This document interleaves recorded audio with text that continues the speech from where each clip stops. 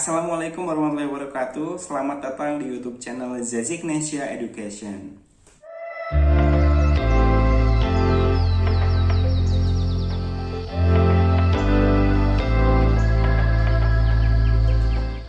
Di video kali ini saya akan berbagi tentang lebih baik kita memilih kuliah di dalam negeri atau di luar negeri. Nah, ini juga menjadi salah satu pertanyaan yang paling banyak muncul dan ditanyakan kepada saya. Bang, kenapa sih lu lebih memilih kuliah di luar negeri? Kenapa nggak di dalam negeri aja? Nah, itu juga menjadi pertanyaan-pertanyaan utama gitu ya, yang paling sering ditanyakan kepada saya.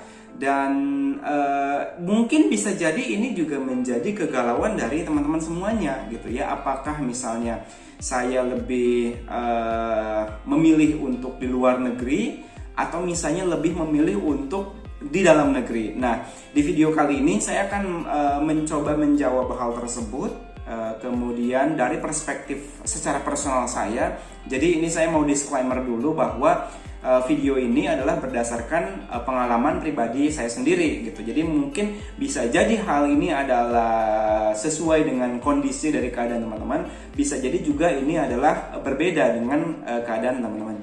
Tapi ini lebih kepada persiapan ya, lebih kepada persiapan sebelum mulai studinya gitu.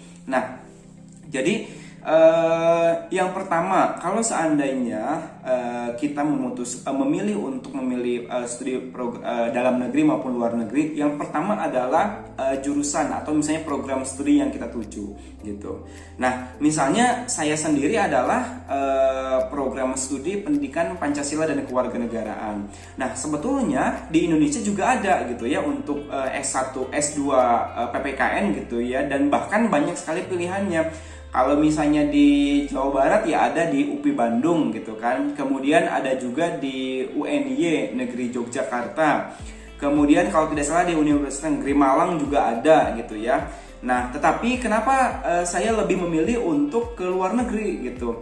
Karena sebetulnya setelah saya coba analisis gitu ya dari segi mata kuliah gitu ya, mata kuliah yang akan dipelajari di dalam negeri maupun di luar negeri itu sebetulnya sama gitu. Saya coba membandingkan. Lalu misalnya kurikulumnya juga hampir mirip, artinya sumber-sumber referensi yang menjadi bacaan utama baik kuliah dalam negeri maupun di luar negeri itu kurang lebih sama gitu ya. Walaupun tidak 100% mirip, tapi intinya ya sama karena memang kebetulan saya mengambil program studinya yang sama, yaitu citizenship education gitu. Kalau di Indonesia ya pendidikan kewarganegaraan seperti itu. Nah, jadi sebetulnya dari segi materi itu sama. Lalu yang kedua, ketika kita ingin memutuskan untuk studi ke luar negeri gitu ya, artinya kita harus berinvestasi baik dari segi uang maupun dari segi waktu gitu. Kalau misalnya teman-teman sudah memiliki skill atau misalnya kemampuan bahasa Inggris yang sangat mumpuni, dalam hal ini sudah bisa ketika tes sudah bisa menghasilkan IELTS 6,5, yang mana itu adalah syarat utama untuk mendapatkan beasiswa dan syarat utama untuk mendaftarkan kuliah ke luar negeri, maka dan kita memiliki cita-cita untuk studi ke luar negeri, ya silahkan ambil ke luar negeri gitu ya. Tetapi sebaliknya, kalau seandainya memang saya sudah males belajar bahasa Inggris gitu kan, saya tidak mau lagi, ya sudah silahkan ambil untuk di dalam negeri. Itu dua-duanya juga sama. Itu dari segi biaya, karena untuk biaya tes IELTS-nya sendiri kita perlu membutuhkan biaya sekitar 3 juta rupiah gitu. Jadi teman-teman perlu untuk mengeluarkan uang sebesar 3 juta rupiah gitu ya untuk dapat melakukan tes IELTS tersebut gitu. Lalu misalnya ketiga, dari segi waktu gitu ya. Dari segi waktu itu dalam artian untuk case saya sendiri gitu ya, yang mana kemampuan bahasa Inggris saya itu benar-benar sangat belum mumpuni untuk melanjutkan studi S3, saya harus spend time sekitar 1 tahun gitu ya untuk mendapatkan IELTS 6,5, karena bagi seorang pemula gitu ya, seperti saya ini, untuk bisa mendapatkan IELTS 6,5 itu bukanlah hal yang sangat mudah gitu. Tapi mungkin buat orang lain, ada juga teman-teman saya yang setelah lulus belajar 1 bulan tes IELTS dapat 6,5. Tapi buat saya itu enggak gitu. Saya harus pergi ke Pare, ke kampung Inggris gitu ya, untuk belajar di sana. Kemudian selama kurang lebih 1 tahun gitu ya. Kenapa 1 tahun? Karena saya 3 kali tes IELTS. Tes yang pertama gagal, yang kedua gagal, yang ketiga baru saya berhasil gitu. Dan selama 3 kali tes itu saya kurang lebih 1 tahun gitu ya. Nah, selama 1 tahun itu ya bisa dikatakan itu adalah perjuangan saya gitu. Perjuangan saya ketika saya belajar IELTS, kemudian melihat teman-teman yang lain sudah pada sukses, sudah pada menikah, itu adalah gangguan utama ketika kita belajar bahasa Inggris di Pare. Karena di sana kita belum ada kepastian, belum ada apa-apa, tapi ya saya cuma punya niat aja, bismillah gitu ya, bahwa saya bisa untuk mendapatkan IELTS 6,5 seperti itu. Nah, sedangkan sebaliknya kalau misalnya untuk di dalam negeri gitu ya, tidak perlu membutuhkan IELTS, tidak perlu untuk belajar selama itu gitu ya. Jadi teman-teman kalau misalnya dalam negeri tidak perlu membutuhkan sertifikat bahasa, ya silahkan untuk mengambil di dalam negeri. Tapi kalau misalnya teman-teman mau berjuang untuk mendapatkan IELTS, untuk mendapatkan TOEFL IBT misalnya, mari kita coba untuk studi ke luar negeri seperti itu. Nah, itu misalnya dari segi waktu gitu ya.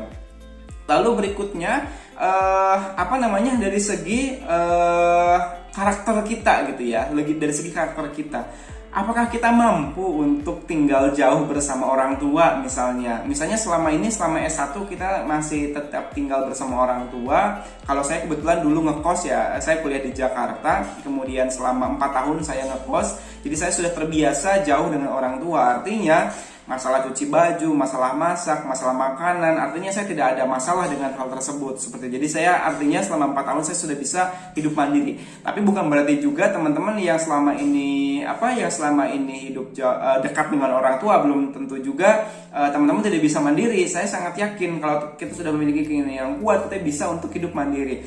Nah, dalam hal ini gitu ya, kalau misalnya karena selama kita kuliah di luar negeri, apalagi jauh gitu ya, beda benua, ke Eropa maupun ke Amerika, itu kita tidak diberikan uang oleh pemberi beasiswa untuk dapat kembali setiap saat kita mau gitu ya. Artinya tidak ada anggaran untuk itu.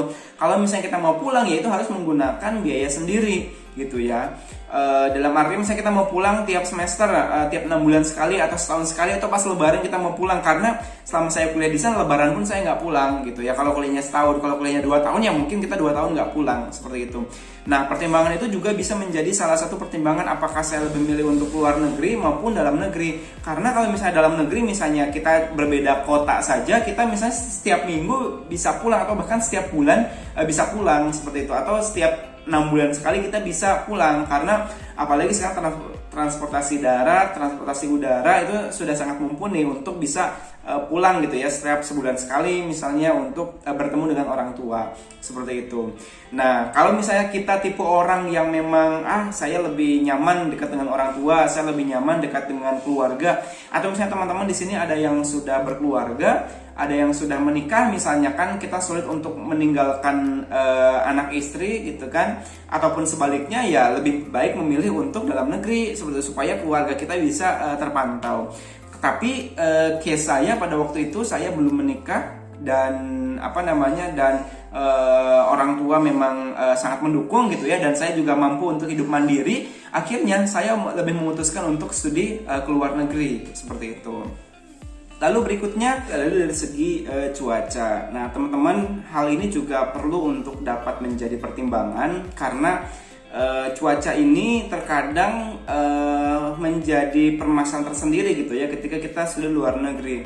Kalau misalnya teman-teman memiliki alergi misalnya terhadap cuaca yang sangat dingin atau bahkan yang sangat panas gitu ya, ya mungkin ada baiknya untuk dapat memilih studi di dalam negeri, atau bahkan menyesuaikan dengan kondisi kesehatan kita seperti itu. Selain itu juga makanan gitu ya, karena makanan-makanan untuk di luar negeri itu benar-benar sangat jauh berbeda dengan kondisi kita di dalam negeri gitu ya. Nah, itu kalau seandainya kita memiliki permasalahan terhadap cuaca dan juga makanan gitu ya, dan itu imbasnya terhadap kesehatan kita, ya mungkin baiknya kita coba untuk memilih di dalam negeri, karena toh yang tadi saya sampaikan, dalam negeri maupun luar negeri adalah hal yang sama. Nah, mungkin itu memerlukan beberapa pertimbangan-pertimbangan dari saya ya teman-teman. Apakah kita ingin melanjutkan studi di dalam negeri maupun di luar negeri gitu ya, karena karena di luar negeri juga sebetulnya sama.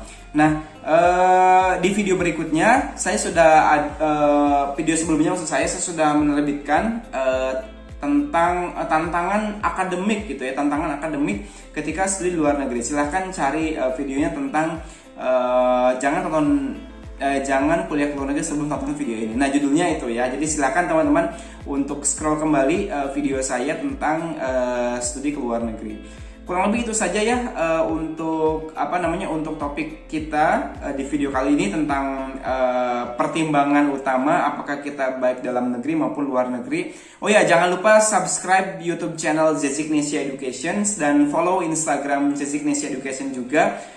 Karena saya lebih banyak update di dua-duanya ya, baik di Instagram maupun di YouTube ini. Terima kasih. Kalau ada topik-topik yang lain silahkan komentar di bawah, nanti saya akan coba buatkan videonya. Assalamualaikum warahmatullahi wabarakatuh.